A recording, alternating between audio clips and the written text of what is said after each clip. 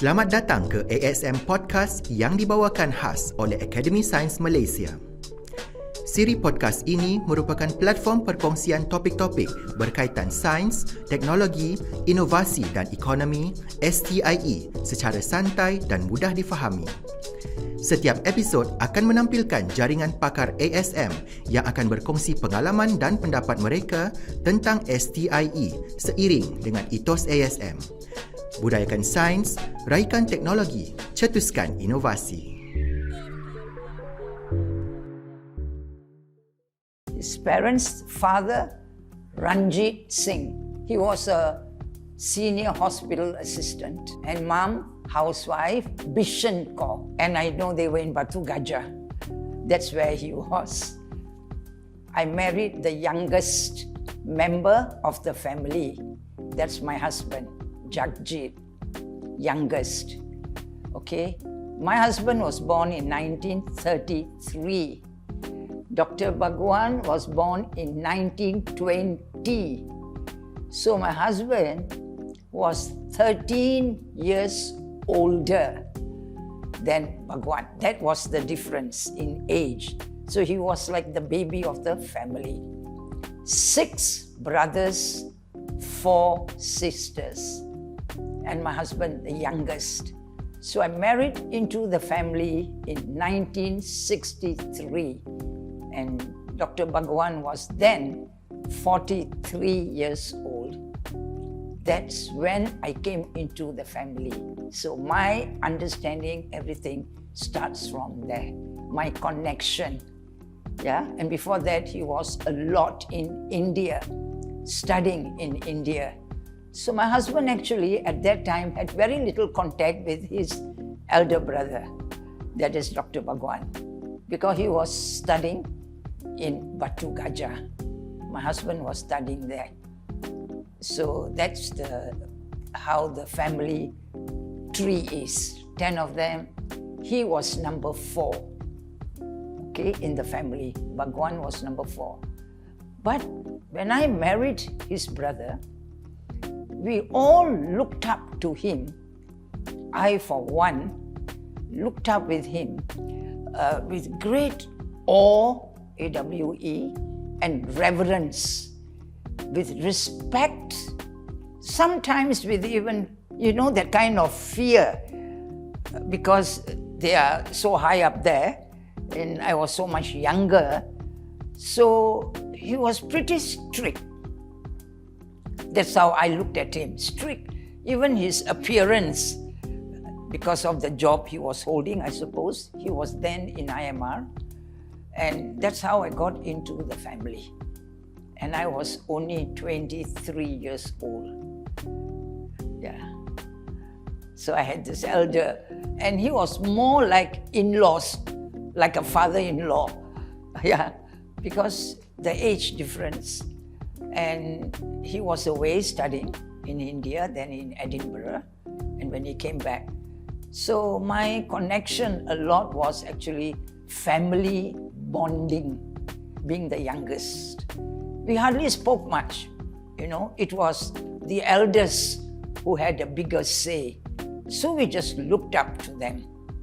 We hardly, those days, you would accept a lot of what they gave you and told you. And one big memory is he always got the family together. The social connection, this kinship, this bonding was very strong. He believed a lot in family relationship. Remember, he was not married, he was single. So he was looked after the others. And if people needed help in the family, not only outside, he was the one who would reach out to them, family members. So every now and then we went to his house, number 485, Jalan 5/53. And we would call each other and say, oh, this weekend we must go to 485, Jalan Gasing, 583. That's a house that was later given to the ministry and for the Nature Society. That was the house. So my biggest memory there was all of us going there. I going with my 2 children, 2 boys, and meeting. The family cooked. Very often we had to cook traditional food, Punjabi food, and occasionally he would buy to give us a relief from cooking, to give the women a break, like relax. Then he used to buy the food. But we got together, there was a lot of, they drank, they laughed, they joked, they argued, they quarreled, just like all brothers, because so many of them. And these were very frequent. And this is where we were learning from the elders. I, the youngest, was looking at the place of tradition. So memorable events for me, I came from a Christian background, from a convent, and I had no mom. So I married into the family. I didn't know much about tradition because I was in the convent, I was a boarder. So when I married into this family that was full of culture and tradition, they wore Punjabi outfits and turban, and here I was so different. So I had to toe the line. I had to follow. So I learned a lot about culture and tradition. Those are some of my memorable moments. And the little I know came from there, because that's where I was most of the time, very young, you see. And another memorable event is, as he grew older, in his 60s, we were living nearby and in PJ, and we had mango trees in our garden. And he was one person who loved natural food, traditional and natural. And you know, we actually saved the mangoes on our tree, brought over to his house, cut it for him, and that was his dinner. That one mango was his dinner. He would say, I will have this tomorrow. So he lived a very simple life, eating very simple food. That was this man, Bhagwan. And being a government servant, you don't earn very much, although he was having a high post later on. He saved a lot of the money, and that's what he gave out to others. He was non-materialistic. He lived without luxuries. Many people in the neighborhood thought he was a janitor, a gardener, an employee, a worker, because he would be in the garden working. He wouldn't employ maids and gardeners. You know, that was how simple a person my brother-in-law was. Yeah. One word, dedication, equal to devotion. Very dedicated. He was always researching, studying, reading. And he wrote a lot of papers, a lot of research papers, and attended lots of these seminars, conferences, and lots of his articles were submitted, and they were in journals, as research articles, because he had a great love for bacteriology and the labs he set up. So when I say he was very dedicated, you could see his life was actually devoted to studying, researching, improving the health of mankind. You know, in a big family of 10, there will always be some who will have a little bit more than others.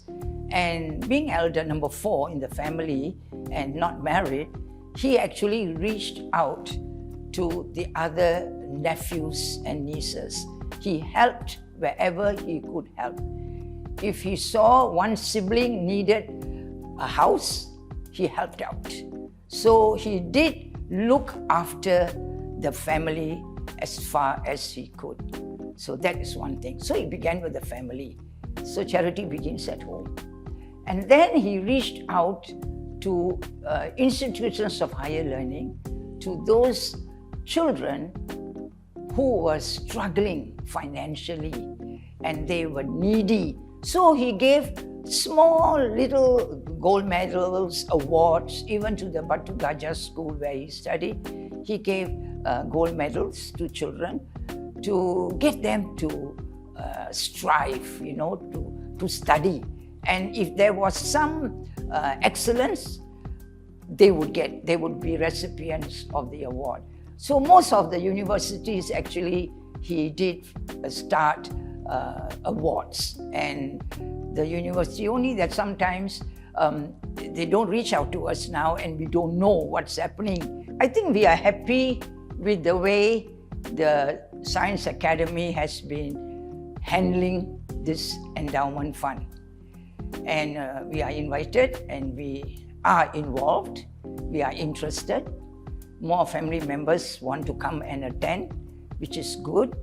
And I like the way they reach out to the scientists, young scientists, even matured, experienced scientists, so that one can disseminate the info to others.